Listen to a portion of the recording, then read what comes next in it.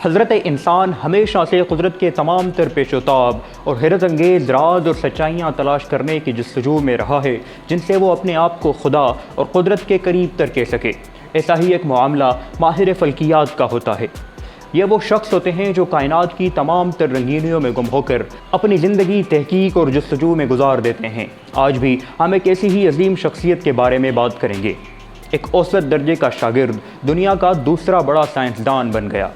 اس نے کائنات کے کئی پوشیدہ رازوں سے پردہ اٹھایا، لیکن اس کی اپنی کائنات صرف ایک ویل چیئر تک محدود رہی۔ میں ہوں داؤد احمد اور آج ہم آپ کو مشہور زمانہ سائنسدان اسٹیفن ہاکنگ کی کہانی دکھائیں گے۔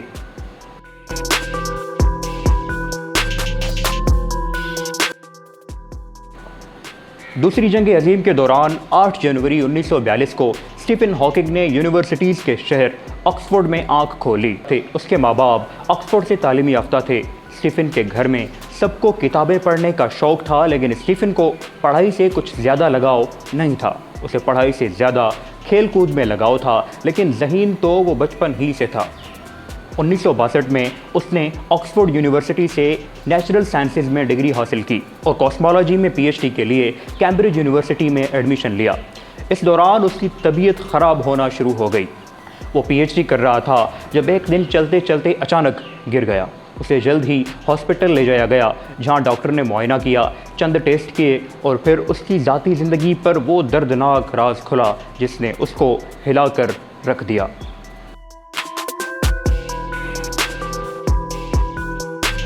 اسٹیفن ہاکنگ جب 21 برس کا تھا، اسے وہ پیچیدہ بیماری ہوئی جو عموماً 50 برس کے بعد ہوتی ہے اور زندگی لے کر چھوڑتی ہے۔ ڈاکٹر نے اسٹیفن کو بتایا کہ وہ موٹر نیورون ڈیزیز کا شکار ہو چکا ہے۔ یہ خبر اسٹیفن اور اس کے گھر والوں پر بجلی بن کر گری۔ ڈاکٹر نے اسے بتایا کہ اس کی زندگی کے صرف 2 سال ہی باقی ہیں، وہ زیادہ دیر زندہ نہیں رہ سکتا۔ ہاکنگ کی بیماری نے اسے پہلے سے زیادہ کمزور کر لیا تھا۔ وہ اب ایک چھڑی کی مدد سے چلتا تھا، لیکن اس نے ہمت نہیں ہاری تھی۔ وہ نارمل لوگوں کی طرح ہی زندگی گزار رہا تھا۔ 1965 میں اس نے جین ویلڈ سے شادی کی، جن سے ان کے 3 بچے بھی ہیں، لیکن ظالم بیماری نے اسے کمزور سے کمزور تر کرنا شروع کر دیا تھا۔ 1969 تک وہ اسٹک سے ہوتے ہوئے ایک ویل چیئر تک آن بیٹھا تھا۔ اسٹیفن ہاکنگ جسمانی طور پر تو مکمل مفلوج تھا، لیکن اس کا دماغ غیر معمولی طور پر کام کرنے کے قابل ہو گیا تھا۔ ویل چیئر پر بیٹھے بیٹھے اس نے کئی نئے نظریات پیش کیے۔ اسٹیفن ہاکنگ نے بلیک ہول کی تھیوری بھی ریاضی کے فارمولے سے ثابت کی تھی، جس نے سائنسی دنیا میں تہلکہ مچا دیا۔ بلیک ہولز مطلب خلا میں گھومتے ایسے دائرے جو پورے کے پورے نظام شمسی، ستاروں، سیاروں، روشنی اور توانائی کو بھی اپنی مضبوط گریوٹی سے نگل جاتے ہیں۔ اسٹیفن ہاکنگ نے کہا تھا کہ بلیک ہولز میں سیارے غائب ہوتے ہیں اور نئے سیارے جنم بھی لیتے ہیں۔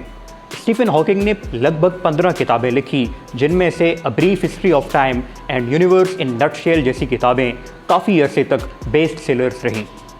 ان کتابوں کی اشاعت کے بعد اسٹیفن ہاکنگ دنیا بھر میں شہرت کی بلندیوں پر پہنچ گیا تھا۔ جہاں اسٹیفن ہاکنگ نئی نئی دریافتیں اور دعوے کر رہا تھا، وہیں ایک سائنسی ترقی سے پریشان اور خوف زدہ بھی تھا۔ اسٹیفن ہاکنگ کو مصنوعی ذہانت یعنی آرٹیفیشل انٹیلیجنس پر سخت اعتراض تھا۔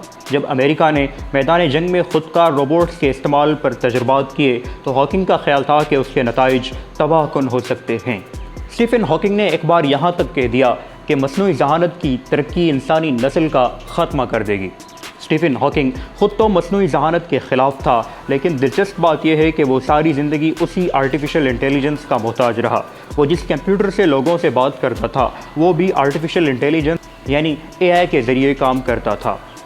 2007 میں فلوریڈا کے کینیڈی اسپیس سینٹر کا دورہ کرنے کے دوران ہاکنگ کو زیرو گریوٹی والے سفر کا تجربہ کرنے کا موقع دیا گیا۔ اسٹیفن ہاکنگ کا اگلا مشن خلا کی سیر کرنا تھا۔ اسٹیفن ہاکنگ کا کہنا تھا، انسانیت نے اگر خلا میں رہنا نہیں سیکھا تو شاید نسل انسانی اگلی چند نسلوں میں کسی حادثے کا شکار ہو کر ختم ہو جائے، جیسا کہ ڈائنوسورز اور بہت سے دیگر جانوروں کی نسلیں ناپید ہو چکی ہیں۔